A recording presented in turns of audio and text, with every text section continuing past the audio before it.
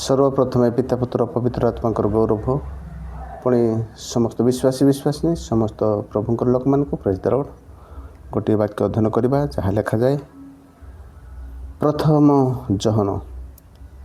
जहन को प्रथम चिठाऊ तार 3 पर्व और 15 पद। जे कहीं आपण भाई को घृणा करे से नरघातक आउ नरघातक ठारे जे अनंत जीवन न थाए यह तुम्हें माने जान। पठित वाक्यर प्रभु आशीर्वाद करंतु। प्रार्थना करवा। आम्भमानकर प्रेमिक स्वर्गीय दिलेक ईश्वर तुम पवित्र नाम धन्यवाद हो। वाक्य पाठ करने दे तुम साहाय्यकारी आत्मा पठे बुझापी शक्ति दियो एवं पालन करने शक्ति दियो जीशु नाम मागिलु आमेन। प्रिय प्रभुंकर लोक मैंने एठारे गोटे वाक्य पाठ करियछु आउ ताहा प्रेम विषय आउ घृणा विषय रे। तेणु एटी घृणा विषय लिखा जाए घृणा विषय रे लिखा जाए जे कहीं अपना भाई को घृणा करे से नरघातक। तेणु आम जानीपारू नरघातक माने हत्याकारी नरघातक माने मर्डरर। जो माने अपना भाई को घृणा करती आपणकर भाई आपणा भाई माने वाक्य अनुसार जो माने ईश्वर वाक्य विश्वास करती जीशु कहले से माने मोहर भाई भौणी पुणी बापा माँ। तेणु आम जानू जेते प्रभुंकर लोक माने विश्वासी विश्वासिनी माने से माने भाई। तेणु आपणा भाई आम जानीपारुछु जो माने प्रभुंकर ठारू प्रभुंकर आत्मारु जात आउ जेते लोक प्रभुंक आत्मारु जात आम समस्ते एक पुणी भाई भाई। आउ जो लोक अपना भाई को घृणा करे से नरघातक। आम जानी रखिबा कौन सी भाई कौन सी व्यक्ति को क्या घृणा करवा नहीं। जदि घृणा करवा तेबे आम नरघातक आउ नरघातक ठारे अनंत जीवन नहीं। जदि आपण को यही जगत रे लोक माने आउ से घृणा को अन्य प्रकार भावरे भावती कि व्याख्या करती कि कहती किंतु ईश्वरंकर दृष्टि रे ताहा नरघातक आउ हत्याकारी आपण को से हत्याकारी बोली कहती। तेणु जे घृणा बदल रे अपना भाई को प्रेम करे आउ से मृत्यु को अतिक्रम करी अछि। तार 14 पद लिखा जाए जे आमे जानू आम्भे माने मृत्यु को अतिक्रम करी जीवन में प्रवेश करियछु। जो माने प्रेम करुछंती से माने मृत्यु को अतिक्रम करियछंती आ मृत्यु नै तांको ठारे से माने जीवन में प्रवेश करियछंती। कारण आम्भे माने भाई मान को प्रेम करुछु आउ आम्भे माने जे प्रेम करुछु तेणु आमे मृत्युर अधीन रे आउ नाई। जो माने अपना भाई को घृणा करती हीन दृष्टि देखते आपना भाई को प्रेम करते नहीं से माने मृत्युर अधीन अच्छी आउ से माने नरघातक ताहांको ठारे अनंत जीवन न थाए। तेणु आम अनंत जीवन प्राप्त होगापाई आउ मृत्यु को अतिक्रम करने आउ भाई मान को प्रेम करवा। वाक्य अनुसार जे जीशु ख्रीष्ट आम निमंते आउ आम्भमान को प्रेम करी से प्राण दान करथिले से प्रकार मध्य तुम्भे माने भाई मान निमंते प्राण दान कर। आम हो पारे प्राण दान करि पारिनाहु किंतु भाई मान को प्रेम करी आउ से मान को प्रभुंकर प्रेम रे आउ आनिबा जो प्रेम की जीवन को अतिक्रम करे अनंत जीवन आनी दे पारे। तेणु आसंतु एई दिन मानकर आम प्रभुंकर वाक्य अनुसार जीवन काटिबा आउ प्रभुंकर वाक्य को मानिबा।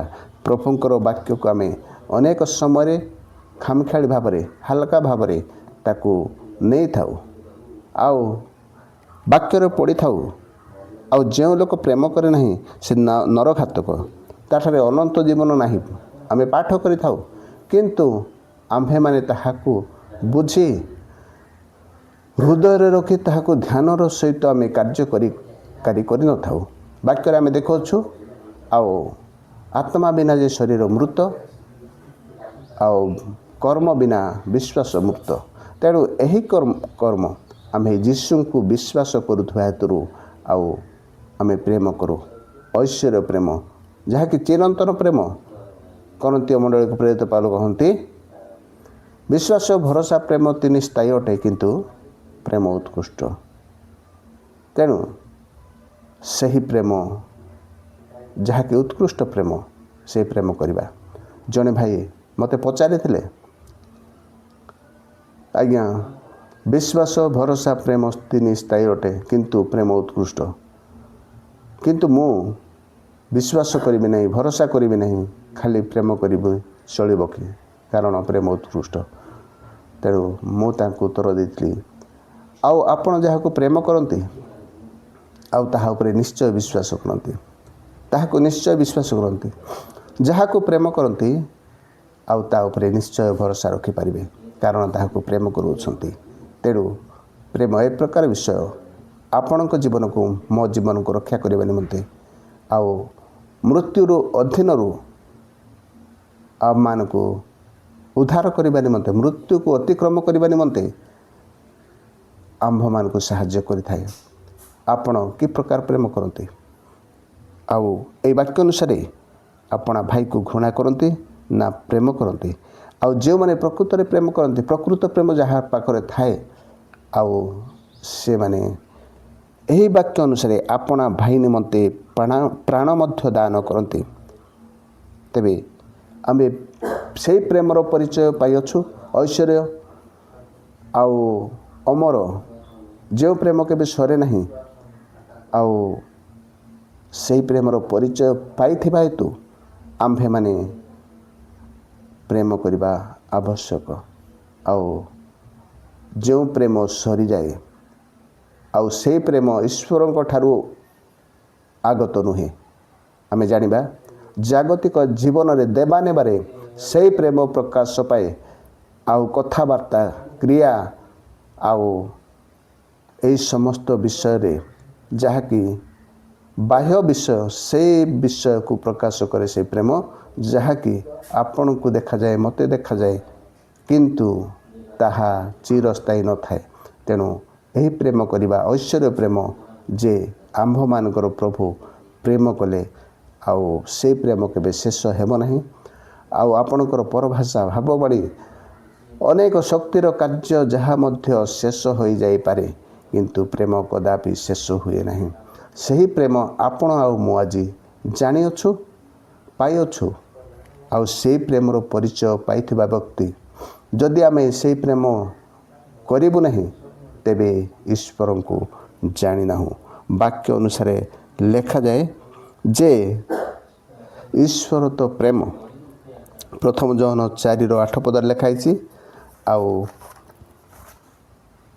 ଯେ ପ୍ରେମ କରେ ନାହିଁ ସେ ଈଶ୍ୱରଙ୍କୁ ଜାଣେ ନାହିଁ, କାରଣ ଈଶ୍ୱର ତ ପ୍ରେମ। ଯିଏ ପ୍ରେମ କରେ ନାହିଁ ସେ ଈଶ୍ୱରଙ୍କୁ ଜାଣେ ନାହିଁ, କାରଣ ଈଶ୍ୱର ହିଁ ପ୍ରେମ। ତେଣୁ ଈଶ୍ୱରଙ୍କୁ ଜାଣିବା ପାଇଁ ଆଉ ପ୍ରେମ କରନ୍ତୁ, ଈଶ୍ୱରଙ୍କୁ ପାଇବା ପାଇଁ ପ୍ରେମ କରନ୍ତୁ, ଜୀବନ ପାଇବା ପାଇଁ ପ୍ରେମ କରନ୍ତୁ।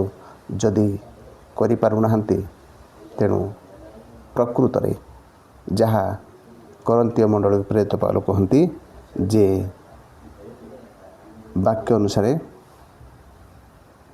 15:19 ପଦରେ, ଏହି ଜୀବନ ନିମନ୍ତେ ଯେଉଁ ଲୋକ ବ୍ୟତିବ୍ୟସ୍ତ, ଏହି ଜୀବନ ନିମନ୍ତେ ଯେଉଁମାନେ ଚିନ୍ତିତ, ଆଉ ସେମାନେ ପ୍ରକୃତରେ ଦୁର୍ଭାଗ୍ୟ। ସେମାନେ ଅନନ୍ତ ଜୀବନ ନିମନ୍ତେ ଚିନ୍ତା କରନ୍ତି ନାହିଁ।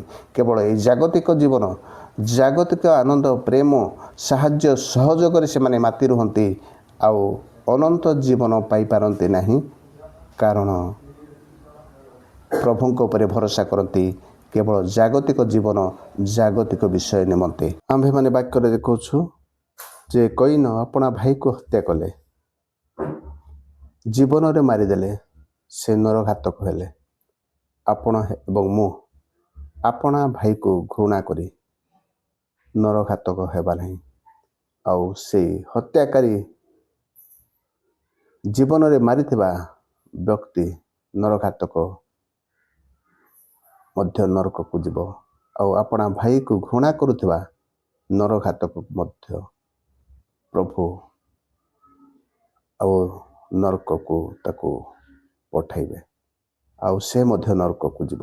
ତେଣୁ ଆପଣ ଏବଂ ମୁଁ ଦୟାକରି କୌଣସି ଭାଇକୁ ଘୃଣା କରି ନରଘାତକ ହେବା ନାହିଁ, ଆଉ ନରକକୁ ଯିବା ନାହିଁ, ଅନନ୍ତ ଜୀବନ ପ୍ରାପ୍ତ ହେବା, ଆଉ ସମସ୍ତଙ୍କୁ ପ୍ରେମ କରିବା।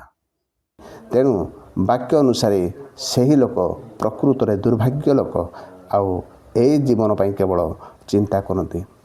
ତେଣୁ ପ୍ରଭୁ ଆମମାନଙ୍କୁ ସେ ପ୍ରକାର ଜ୍ଞାନ ଦିଅନ୍ତୁ, ପୁଣି ଆତ୍ମିକ ଜୀବନ ଦିଅନ୍ତୁ। ତେଣୁ ଆମ୍ଭେମାନେ ବାକ୍ୟ ଅନୁସାରେ ଆମ୍ଭେମାନେ କର୍ମ କରିବା, ବାକ୍ୟ ଅନୁସାରେ ଖାଲି କଥାରେ ନୁହେଁ, ଛଳନାରେ ନୁହେଁ, ଲୋକ ଦେଖାଇବା ପାଇଁ ନାହିଁ, ଆନ୍ତରିକ ସହିତ ଭାଇଙ୍କୁ ପ୍ରେମ କରିବା, ଆଉ ଜୀବନ ପ୍ରାପ୍ତ ହେବ। ଆନ୍ତରିକ ସହିତ ଭାଇକୁ ପ୍ରେମ କରିବା, ମୃତ୍ୟୁକୁ ଅତିକ୍ରମ କରିବା, ଆଉ ଆନ୍ତରିକ ସହିତ ପ୍ରେମ କରିବା, ଯେପରି ଅନ୍ୟକୁ ଆଉ ସେହି ପ୍ରେମ ଜୀବନ ଦେଇପାରିବ, ଆଉ ଦରକାର ପଡ଼ିଲେ ଆପଣା ଜୀବନ ମଧ୍ୟ ଦେବା, ଯାହା ପ୍ରଭୁ ଯୀଶୁ ଆମ୍ଭମାନଙ୍କୁ ଶିଖାଇଅଛନ୍ତି। ଆଉ ସେହି ପ୍ରେମ ଆମ୍ଭମାନଙ୍କଠାରେ ପ୍ରକାଶ ପାଉ। ଯୀଶୁ ଯେପରି ପ୍ରକାଶ କଲେ ଈଶ୍ୱରଙ୍କର ପ୍ରେମ, ଆମେ ମଧ୍ୟ ଅନ୍ୟ ପାଖରେ ପ୍ରକାଶ କରିବା, ଯଦ୍ୱାରା ପ୍ରଭୁ ଗୌରବ ପାଇବେ, ଆଉ ଅନ୍ୟ ଲୋକମାନଙ୍କ ଜୀବନ ମଧ୍ୟ ବଞ୍ଚିବ, ଆଉ ମୃତ୍ୟୁକୁ ଅତିକ୍ରମ କରିବେ, ଅନନ୍ତ ଜୀବନ ପ୍ରାପ୍ତ ହେବେ। ପ୍ରଭୁ ଆପଣଙ୍କୁ ମୋତେ ଏହି ବାକ୍ୟରେ ଆଶୀର୍ବାଦ କରନ୍ତୁ, ଆଉ ବାକ୍ୟ ଅନୁସାରେ ଜୀବନ କାଟିବା ପାଇଁ ସାହାଯ୍ୟକାରୀ ଆତ୍ମା ପଠାଇ ସାହାଯ୍ୟ କରନ୍ତୁ। ସମସ୍ତ ଗୌରବ ପ୍ରଶଂସା ପ୍ରଭୁ ପାଆନ୍ତୁ। ବାକ୍ୟ ଦେଇ କଥା କହିଥିବାରୁ ପ୍ରଭୁଙ୍କର ଧନ୍ୟବାଦ। ଆଉ ଏ ବାକ୍ୟ ଅନୁସାରେ ଚାଲିବା। ପ୍ରଭୁ ସମସ୍ତଙ୍କୁ ଆଶୀର୍ବାଦ କରନ୍ତୁ। ଆମେନ୍। ପ୍ରେଜ୍ ଦ ଲର୍ଡ।